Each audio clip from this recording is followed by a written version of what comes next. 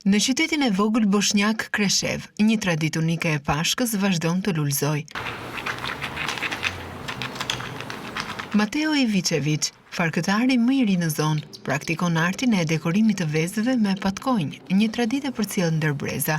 Ky zanat i ndërlikuar përfshin ngjitjen e patkonjve në miniaturë në lëvozhgat e vezëve, duke krijuar pjesë të veçanta dekorative. Ivicevic, i cili e mësoi këtë aftësi nga babai dhe gjyshi i tij, krenohet me ruajtjen e kësaj tradite vendase.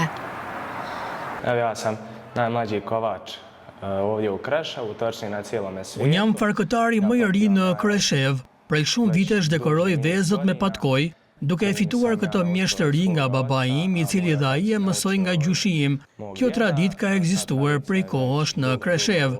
Është një nder i madh për mua që të shfaq këtë traditë të bukur të Kreshevës, të dekorimit të vezëve si farkëtari më i ri.